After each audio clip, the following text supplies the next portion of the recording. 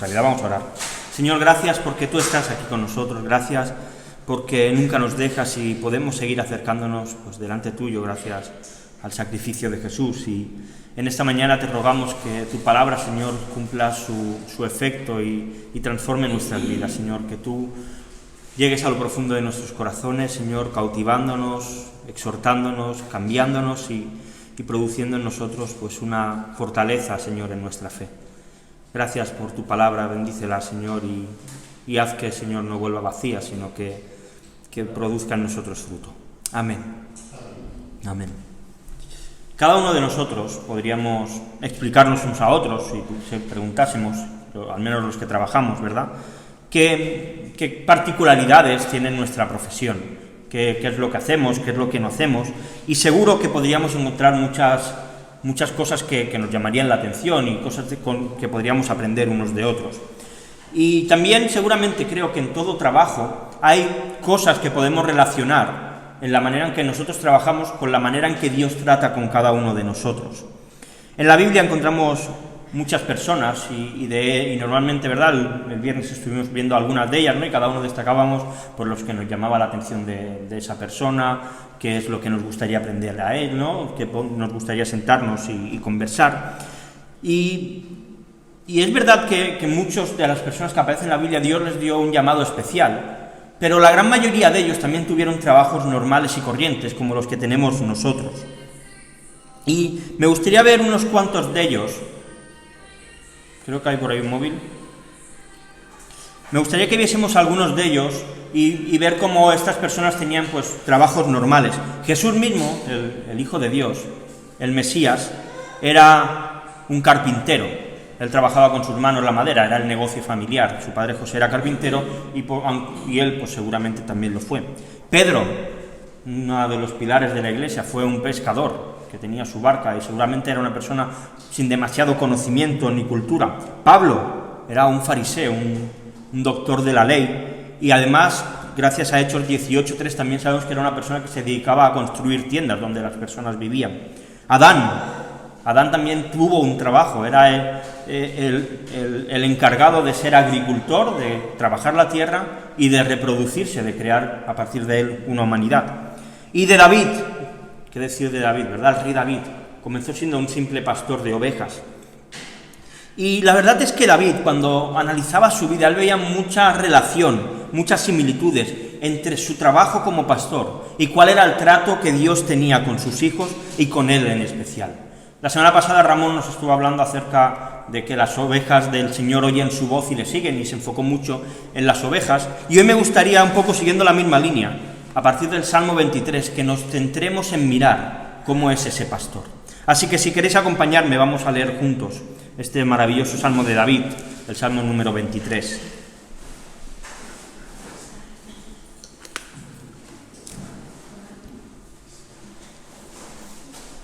Yo creo que casi podríamos decirlo de memoria y citarlo juntos, pero vamos a leernos para que no nos saltemos ninguna palabra ni ninguna cosa.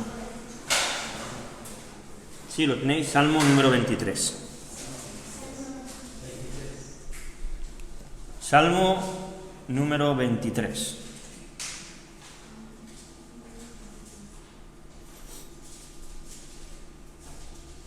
Sí, dice así: Jehová es mi pastor, nada me faltará. En lugares de delicados pastos me hará descansar. Junto a aguas de reposo me pastoreará, confortará mi alma. Me guiará por sendas de justicia por amor de su nombre. Aunque ande en valle de sombra y de muerte, no temeré mal alguno, porque tú estarás conmigo. Tu vara y tu cayado me infundirán aliento. Adereza mesa delante de mí, en presencia de mis angustiadores. Unges mi cabeza con aceite, y mi copa está rebosando. Ciertamente, el bien y la misericordia me seguirán todos los días de mi vida, y en la casa de Jehová moraré por largos días. Amén. Amén. El principio del Salmo ya nos presenta a los dos protagonistas.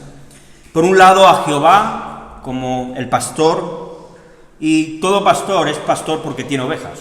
Un pastor que diga que es pastor y no tiene ovejas, pues podrá decir lo que quiera, pero no es ovejas. Así que David se está presentando como una oveja del pastor. Jehová es mi pastor, por tanto David está diciendo: yo soy su oveja. Y no solo David es una oveja del pastor, Nosotros, cada uno de nosotros, somos una oveja del Señor.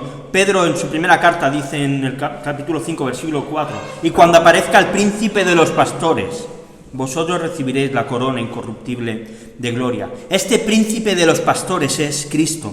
Y necesitamos poner a Jesús en el centro de este salmo desde el principio, porque Él es el pastor.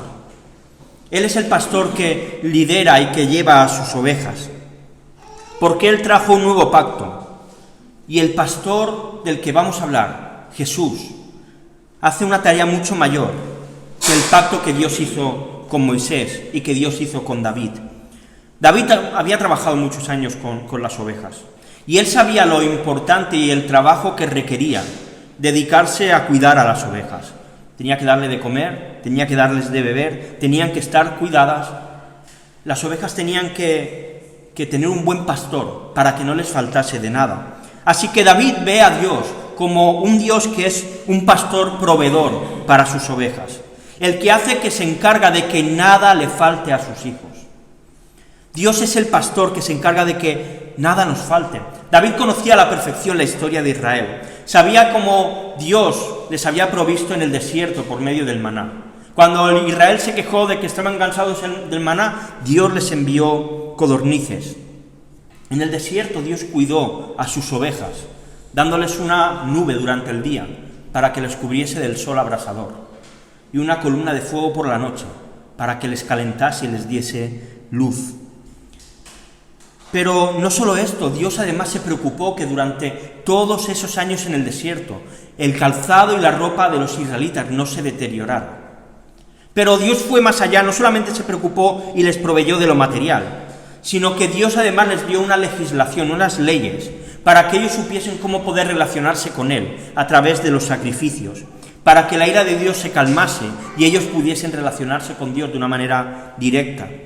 Dios se preocupó de sus ovejas, tanto de manera material como de su manera espiritual. Y esto es exactamente lo mismo que hace Cristo. Cristo no solo ha prometido que no nos va a faltar nada material, Cristo ha prometido que Él ha venido para resolver nuestro problema con Dios, para que nuestra necesidad espiritual quede totalmente saciada. Cristo viene a traer redención. Cristo viene para que ya no tengamos que hacer sacrificios de ningún tipo, sino para Él convertirse en el pan que sacia nuestra hambre, en el agua que sacia nuestra sed, para que podamos vivir sin ansiedad. Hoy está tan de moda tener ansiedad. Jesús viene para darnos tranquilidad. Porque si Dios se preocupa de los pajarillos, ¿no se va a preocupar de nuestras necesidades? Si Dios se preocupa de todo lo que ocurre en el mundo, ¿no va a estar al cuidado de nosotros que somos sus ovejas? Cuando en nuestra vida hay ansiedad, y a veces ocurre, normalmente lo que denota es falta de confianza en Dios. Vega, ¿cuándo se ha puesto a llorar? Cuando su madre se ha ido un poquito lejos, ¿verdad? ¿Por qué? Porque desconfía de que quizá la va a dejar sola. Es pequeña y aún no entiende que no, su madre no la va a dejar nunca. Y a veces cuando a nosotros nos entra esa ansiedad, lo que demostramos es falta de confianza en Dios. Se nos olvida que Dios está al cuidado, que Él es nuestro pastor. Y podemos decirlo, Cristo es mi pastor, nada me faltará. Podemos estar seguros de eso. Y si Cristo es nuestra provisión, Jesús también es nuestro descanso. Dice, en lugares de deliscados pastos me hará descansar. Junto a aguas de reposo me pastoreará. Cuando leo esto, me viene a la mente cuando viajamos a Escocia. Me imagino esos prados verdes inmensos, llenos de animales comiendo, un paisaje maravilloso. Y vi hace tiempo un vídeo que hablaba precisamente de este texto y explicaba cómo Israel es una zona muy desértica, una zona en la que hay, sobre todo la zona de montaña, donde hay muy poca vegetación. Solamente hay rocas y montañas, y hay una parte de esa zona a la cual se le llaman verdes pastos.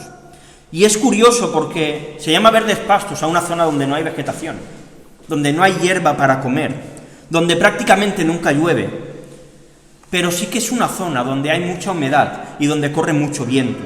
Y esta humedad, mezclada con el viento, se posa debajo de las rocas, y en esas rocas crece un poquito de vegetación, por la cual el pastor lleva a sus ovejas para que puedan comer de ella. El hombre que lo explicaba contaba cómo los rebaños en Israel no suelen vivir su día a día en el redil, guardados, sino que las ovejas pasan prácticamente todo el día en el monte, intentando encontrar esas rocas donde encontrar ese poquito de pasto verde que crece ahí. El pastor lo que hace es llevar a las ovejas y conducirles de un lugar a otro para poder comer. Y estas ovejas comen ese día y no saben si al día siguiente van a volver a encontrar, pero saben que ahí tienen comida. Y ellas no se preocupan qué va a pasar al día siguiente. Y nuestro pastor, Cristo, nos ofrece un descanso exactamente igual. Nos da de comer hoy y nos dice, no te preocupes por lo que vendrá mañana. Yo me encargo. Mirad, Mateo 6:34, así que no os afanéis por el día de mañana, porque el día de mañana traerá su propio afán. Baste cada día su propio afán. ¿Y cuántas veces nos preocupamos tanto por el mañana que no somos capaces de disfrutar lo que tenemos ahora? Nos preocupamos tanto por lo que va a pasar de aquí a unos meses que no somos capaces de disfrutar de las bendiciones que Dios nos está dando en este momento. Juan 6:35, Jesús les dijo, yo soy el pan de vida, el que a mí viene nunca tendrá hambre, y el que en mí cree no tendrá sed jamás, porque Jesús ofrece un alimento que es eterno. Hoy cuando comamos al mediodía se acabará la comida y hasta la noche, pues ya en algún momento empezaremos a tener hambre. Pero Jesús nos da un pan, un alimento que nos sacia para largo tiempo.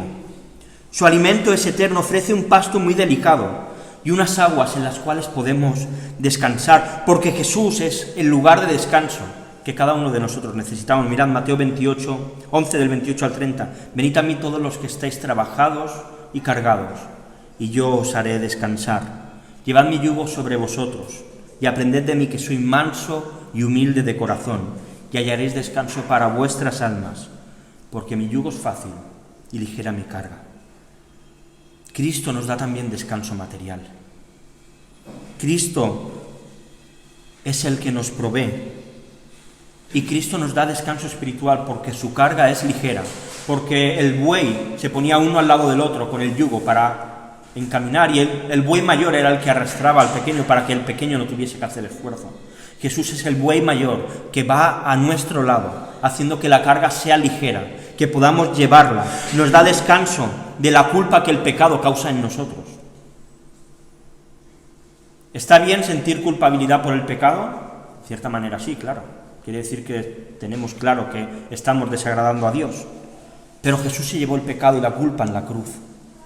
Por lo tanto, el cristiano no debería vivir con una carga pesada de culpabilidad a sus espaldas. Más bien al contrario, cuando pecamos, lo que debiéramos es ir a esos pastos delicados a los cuales nos lleva nuestro pastor para comer y para descansar. Si estás agobiado, si estás sobrecargado, ve a Jesús. Él nos lleva a los delicados pastos, nos lleva a las aguas de reposo. Descansa en Cristo. A veces buscamos nuestro descanso en la tele, en el sofá, pero a veces el mejor lugar para descansar es la oración. A veces el mejor lugar para descansar es de rodillas. A veces el mejor lugar para descansar es la Biblia. A veces el mejor lugar para descansar es la iglesia. Está bien descansar en el sofá un ratito, pero que nuestro descanso siempre sea en Jesús. Tenemos un pastor, por tanto, que es nuestro proveedor, un pastor que nos da descanso y que además, dice el versículo 3, el principio, confortará mi alma. ¿Qué es confortar? Mirad, su significado es dar vigor, espíritu y fortaleza, animar, alentar, consolar al afligido.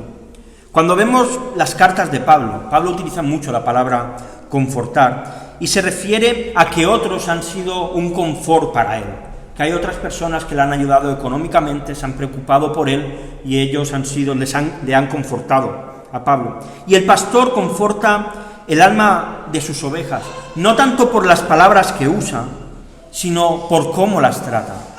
El pastor da vigor a sus ovejas, les da ánimo, les da aliento, les consuela. El pastor no solo habla, el pastor actúa. Y el pastor huele a oveja. Y el Señor es el pastor que nos conforta. Mirad, Juan 10, del 9 al 18, es un poquito largo, pero dejadme leerlo. Dice, yo soy la puerta.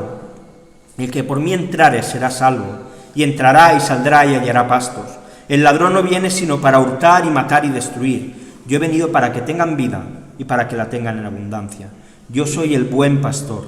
El buen pastor da su vida por las ovejas.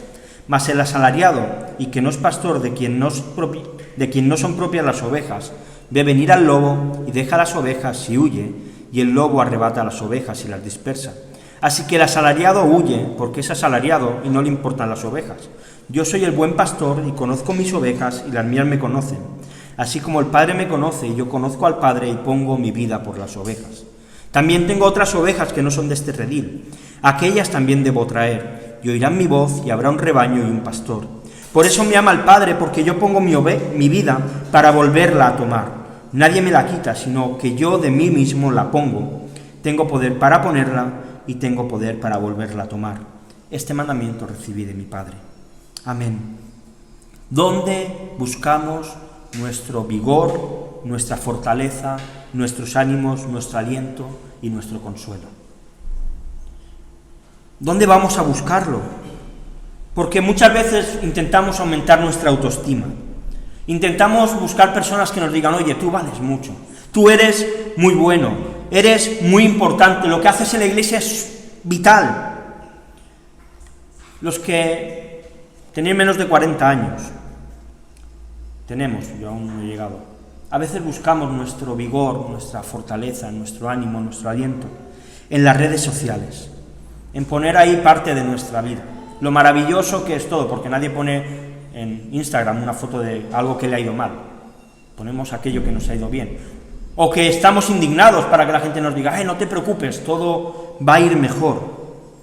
Pero quizá los más mayores ponéis y buscáis vuestro aliento, vuestro confort en los éxitos de vuestros hijos, en que vuestros hijos consigan aquello que quizá vosotros no conseguisteis en vuestra vida.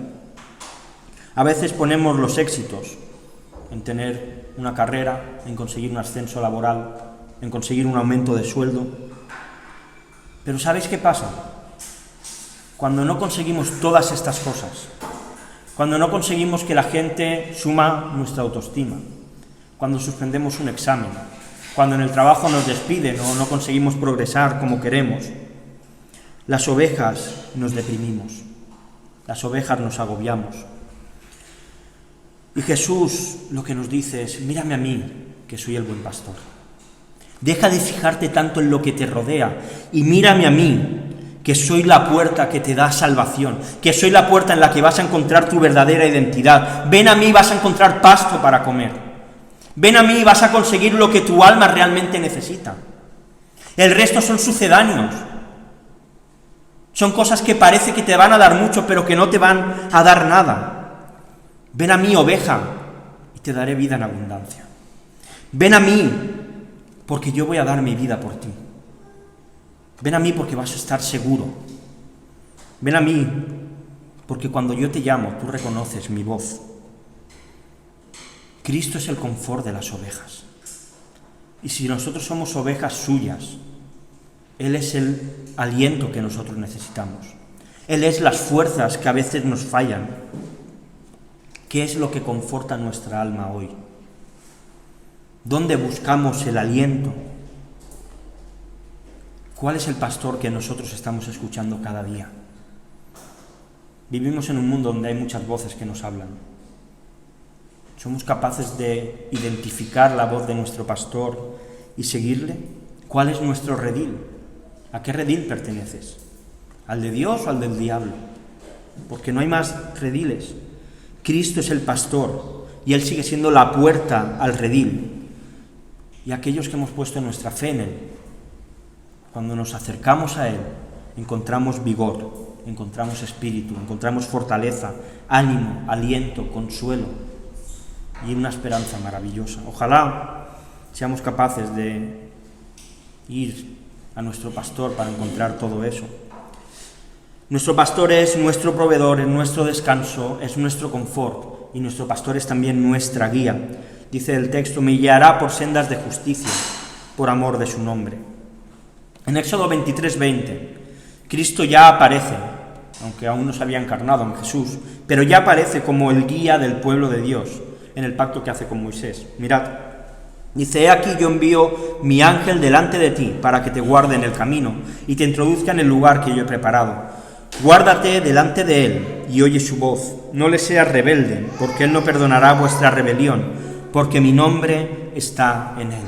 Este ángel del Señor es la manera en que el Señor Jesús se presentaba en el Antiguo Testamento, lo que se conoce como una teofanía. ¿Y cuál era su función? Él se iba a encargar de guiar y guardar el camino de Israel, por amor de su nombre, del nombre de Cristo. No del nombre de Moisés, no del nombre del pueblo, sino por el nombre de Dios. Pero ahora tenemos una guía aún mejor. Juan 16, del 13 al 15 dice: pero cuando venga el Espíritu de verdad, Él os guiará toda la verdad, porque no hablará por su propia cuenta, sino que hablará todo lo que oyere, y os hará saber las cosas que han de venir. Él me glorificará, porque tomará de lo mío y os lo hará saber. Todo lo que tiene el Padre es mío. Por eso dije: tomará de lo mío y os lo hará saber. El Espíritu Santo es quien nos guía hacia el pastor.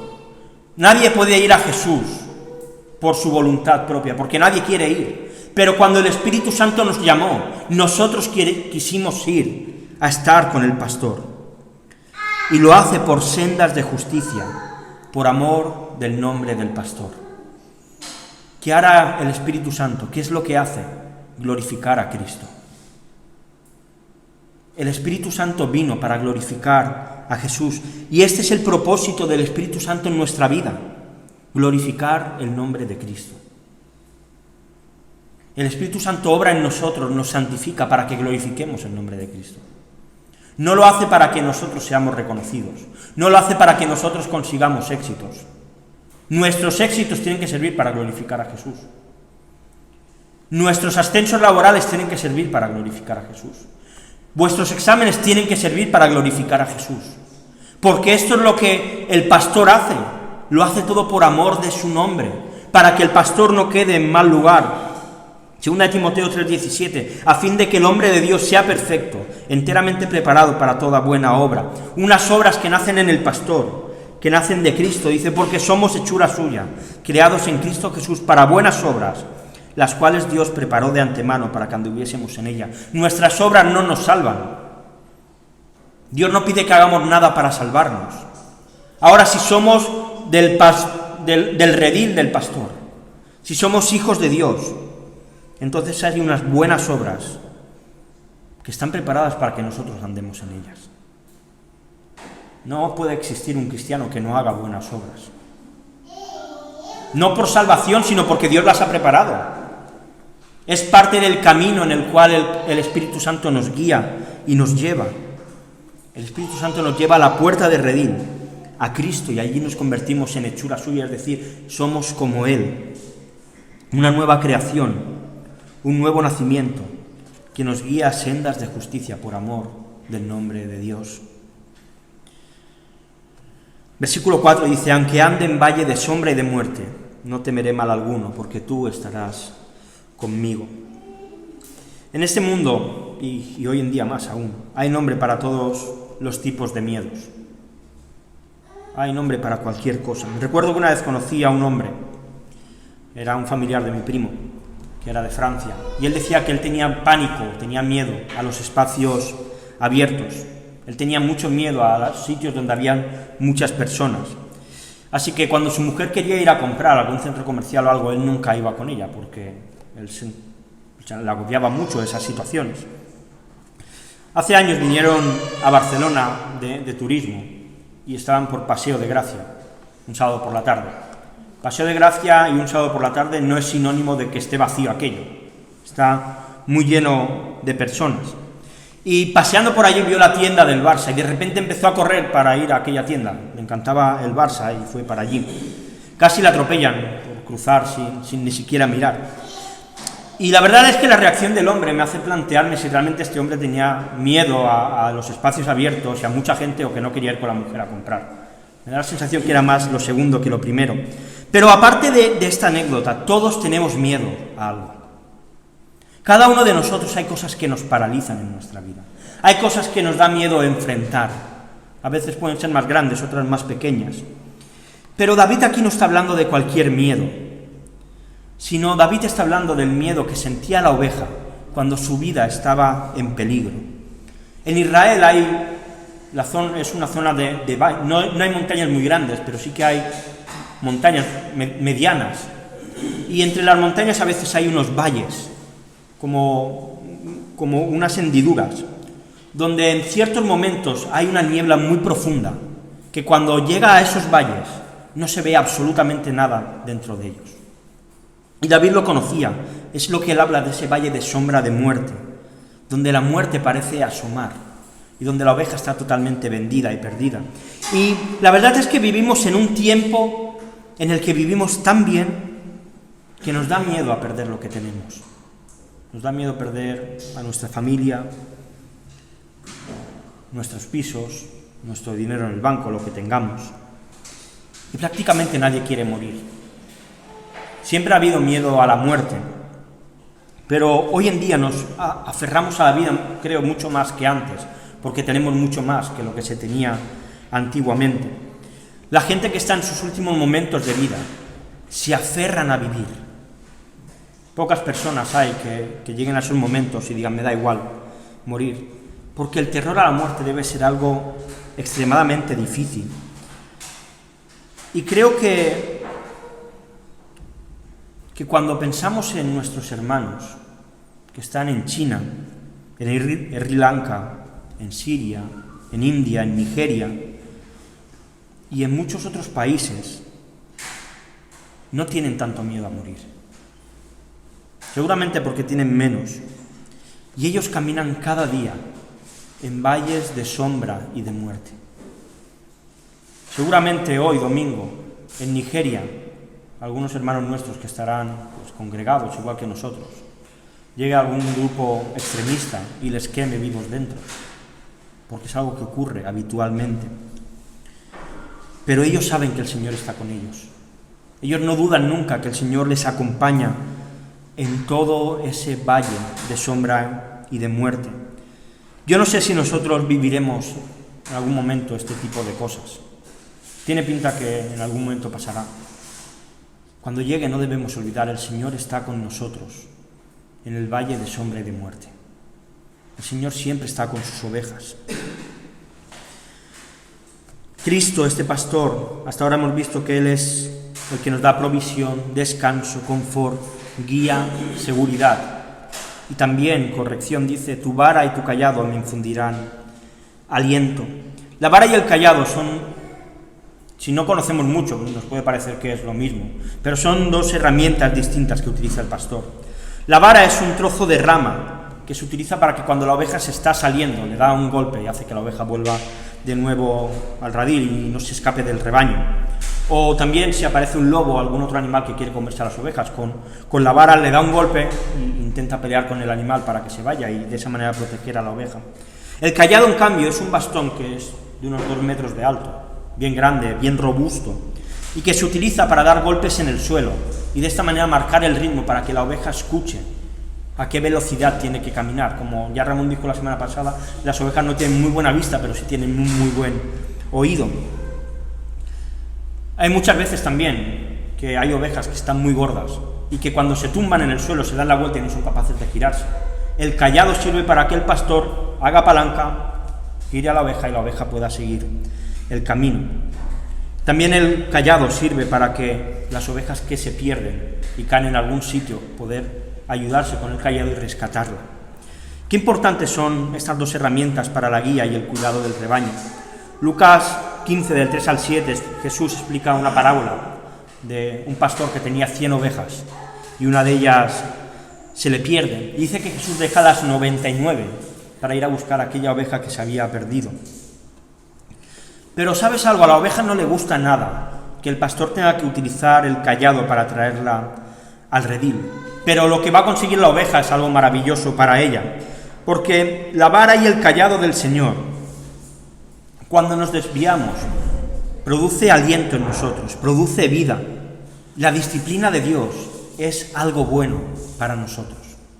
Claro, recibir el golpe no es agradable, pero al recibirlo lo que está haciendo es volver a guardarnos y volver a meternos en el lugar donde tenemos que estar. Dice Hebreos sobre la disciplina: es verdad que ninguna disciplina al presente parece ser causa de gozo, sino de tristeza, pero después da fruto apacible de justicia a los que en ellos han sido ejercitados. Parte de estar en las sendas de justicia de Dios quiere decir que Dios nos va a dar con la vara, o que Dios nos va a dar con el cayado, para que nos mantengamos donde tenemos que estar. Salmo 103 dice: reconoced que Jehová es Dios, Él nos hizo, y no nosotros a nosotros mismos, pueblo suyo somos, y oveja de su prado. Dios nos va a dar golpes si hace falta, para que nos mantengamos siendo ovejas de su prado. Y si hasta aquí David ha presentado a Dios como el buen pastor que ofrece a sus ovejas provisión, descanso, confort, guía, seguridad y corrección, también presenta a Dios como un anfitrión amoroso y detallista por sus ovejas. Durante la vida de David le vemos en muchas batallas, en muchos frentes. David pelea contra un gigante, David pelea contra un rey que es el padre de su mejor amigo, David pelea contra pueblos extranjeros y David pelea también contra su corazón. En todo este proceso, David experimentó paz. No sé si os acordáis del momento en que David está en aquella cueva, la cueva de Adulam, y tiene a Saúl delante suyo, que dice la Biblia que se estaba cubriendo los pies. Esto quiere decir que estaba haciendo caca. Y David en aquel momento podría haber acabado con la vida de Saúl, y lo que hace es cortar el borde de su manto, de su túnica, de su ropa, y le perdona la vida.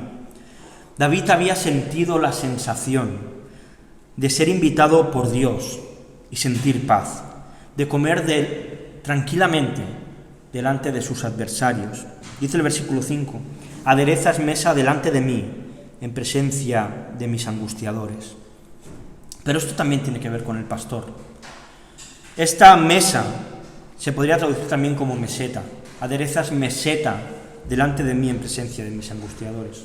En Israel hay algunas zonas que hay mucho verde, unas zonas, unas mesetas en las que hay mucho verde, pero allí donde las ovejas pueden disfrutar de un alimento abundante, al ser una zona amplia, los enemigos también pueden llegar de una manera mucho más sencilla a ellos. Y sabéis, el Señor también ha aderezado ante nosotros una mesa de paz. Al anunciar a la venida del Espíritu Santo, en Juan 14, 27, le dijo a los discípulos: la paz os dejo, mi paz os doy. Yo no os la doy como el mundo la da. No se turbe vuestro corazón, ni tenga miedo. David experimentó cuál era la paz delante de sus enemigos. Los discípulos, ante este anuncio que el Señor les estaba dando, que ellos iban a recibir paz por medio del Espíritu Santo, y esto sigue siendo una realidad para ti y para mí. Dice: por nada estéis afanosos, sino sean conocidas vuestras peticiones delante de Dios, en toda oración y ruego con acción de gracias. Y la paz de Dios, que sobrepasa todo entendimiento, guardará vuestros corazones y vuestros pensamientos en Cristo Jesús. La cruz lo cambia todo. El sacrificio de Jesús transforma absolutamente todo. El Evangelio no es algo que creemos y ya está, el Evangelio es algo que afecta a toda nuestra vida. Da igual cómo sea de grande nuestro angustiador. Da igual cómo de grande sea nuestro problema. Seguramente no es un ejército, pero quizás sea un complejo, quizás sea una enfermedad, quizás sea un problema económico, un problema familiar, la pérdida de algún familiar, la lucha contra nuestro pecado. Cuando nos sentamos a la mesa y presentamos nuestros ruegos delante de Dios con acción de gracias, tenemos la seguridad que la paz de Dios va a venir a nosotros. El problema es que tantas veces, cuando tenemos nuestros enemigos cerca, no vamos delante de Dios.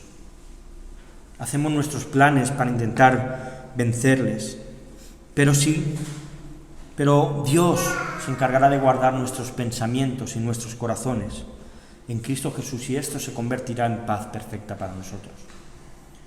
Si ya hay enemigos cerca tuyo, ve a Dios con acción de gracias.